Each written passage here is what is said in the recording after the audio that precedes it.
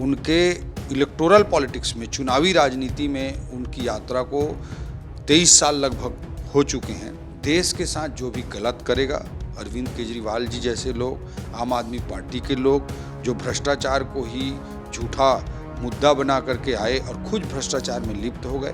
छत्तीसगढ़ के जन जन को पता है कि जो शराब दुकानें थी उसमें कच्चे का काउंटर अलग होता था, पक्के का काउंटर अलग होता था। आबकारी घोटाले मामले में दिल्ली के मुख्यमंत्री अरविंद केजरीवाल को गिरफ्तार कर लिया गया है और इस वक्त मेरे साथ जो है छत्तीसगढ़ के वित्त मंत्री ओपी चौधरी जी हैं। चौधरी जी, इस गिरफ्तारी को तमाम विपक्ष कह रही है कि आप लोग 400 का जो नारा दिए हैं उसे पूरा नहीं कर पाएंगे, इसलिए विपक्ष को खत्म कर रहे हैं, इसलिए इलेक्टोरल बॉन्ड पे आप जो है उसके खाते चेक कर रहे हैं, या क्या कहेंगे इस पर? मोदी जी ने सबसे पहले नारा दिया, न खाऊंगा न खाने दूंगा। उन्होंने पिछले चुनाव में मैं चौकीदार हूँ, ये बात उन्होंने देश के सामने कहा और देश की जनता ने स्वीकार किया। तमाम तरह के आरोप कांग्रेस ने चौकीदार शब्द के साथ लगाए, लेकिन कांग्रेस के विपक्ष के आरोपों को, विपक्ष के बिंदुओं को लोगों ने, जनता ने नकार दिया। जनादेश मोदी जी के पक्ष में स्पष्ट रूप से आना है। ये पहला चुनाव पिछले कई दशकों के बाद, मुझे लगता है पहला चुनाव है जिसमें जनादेश लगभग क्लियर है। इस तरह का मोदी जी का वर्किंग है। उनके इलेक्टोरल पॉलिटिक्स में, चुनावी राजनीति में उनकी यात्रा को 23 साल लगभग हो चुके हैं और आज पॉलिटिक्स में एंटी इनकम्बेंसी की बात की जाती है, लेकिन मोदी जी ने पॉलिटिक्स में एक नए टर्म को अपने राजनीतिक यात्रा में स्थापित किया है, वो प्रो इनकम्बेंसी का है। इन 23 सालों में उनकी लोकप्रियता का ग्राफ हाईएस्ट लेवल पे है।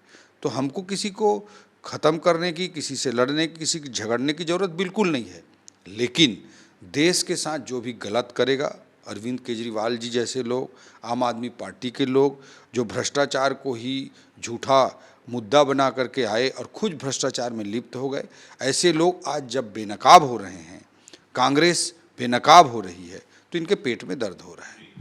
सर, जब आप विपक्ष में थे, कांग्रेस विपक्ष में, बीजेपी जब विपक्ष में थी, तो छत्तीसगढ़ में शराब घोटाले को लेकर भी आप लोग प्रमुखता से उठाए थे। अब इस पर क्या कार्रवाई हो रही है? छत्तीसगढ़ के जन जन को पता है कि जो शराब दुकानें थी उसमें कच्चे का काउंटर अलग होता था, पक्के का काउंटर अलग होता था और कच्चे के काउंटर का पैसा सीधा इनके जेब में जाता था। 2000 करोड़ का एक नॉर्मल आकलन, एक कैलकुलेशन ईडी ने प्रस्तुत किया, बट मैं मानता हूँ कि कई हज़ार करोड़ का घोटाला था और उसी के बदौलत छत्तीसगढ़ को एटीएम बनाकर गांधी परिवार के जेबों को पर पैसा भरने के आधार पर भूपेश बघेल जी की कुर्सी 2.5 साल से लेकर के 5 साल तक चली। आज जब वो एक्सपोज हो गए हैं, जब सारी चीज़ें सामने आ गए हैं, ईडी अगर कोई केस बनाती है तो जाकर के न्यायालय में प्रस्तुत करती है, साक्ष्य प्रस्तुत करती है। उन साक्ष्यों को जज सुनते हैं, कोई भाजपा का या किसी पार्टी का व्यक्ति नहीं सुनता है, उसको न्यायालय में न्यायाधीश सुनते हैं, उसके बाद निर्णय होता है। तो सारे साक्ष्यों के साथ किस तरह की प्रॉपर्टी जब्त हुई, किस तरह के कैश जब्त हुए, किस तरह के गोल्ड जब्त हुए, उसके साथ ईडी पूरी तरह से न्यायिक प्रक्रिया में काम कर रही है और मैं मानता हूं कि छत्तीसगढ़ में भी शराब घोटाला करने वाले लोगों को इसकी सज़ा जरूर भुगतनी पड़ेगी। तो इसमें कौन शामिल है? क्योंकि आप जब विपक्ष में थे तब आपके प्रेस कॉन्फ्रेंस बड़े बड़े नेता कहते थे बीजेपी के कि तत्कालीन मुख्यमंत्री भूपेश बघेल हैं जो सरगना है इस पूरे मामले के। निश्चित रूप से आप इतने बड़े सिस्टम को, जो कच्चा पैसा के माध्यम से हजारों करोड़ रुपए की उगाही का जो सिस्टम था, उसे बिना तत्कालीन मुख्यमंत्री जी के नहीं चलाया जा सकता था। तो उनका सह निश्चित रूप से इस पूरे प्रोसेस में रहा है। इसका मैं आज भी ये मैं आरोप रखना चाहूँगा, बट साक्ष्यों के साथ ईडी न्यायिक प्रक्रिया के तहत जो भी कर रही है वो एक न्यायालयीन और न्यायिक प्रक्रिया है, उसके तहत जो लोग दोषी पाए जाएंगे उनको सजा मिलेगी। लेकिन आप लोग तो बोलते थे कि जेल भेजेंगे, अब आप कह रहे हैं कि ईडी में पूरा मामला हो गया है। जेल भेजेंगे हमारे मर्जी से, हम तो बोलेंगे कि इसको जेल हो जाए, उसको जेल हो जाए। राजनीतिक व्यक्ति के बोलने भर से जेल नहीं हो जाता सौरभ जी। लेकिन आपने देखा कि महादेव ऐप में स्वयं भूपेश बघेल जी पर एफआईआर हुआ है और उनके साक्ष्य उस कदर के मिले हैं कि भूपेश बघेल जी का इन्वॉल्वमेंट साफ तौर पर दिखाई दे रहा है।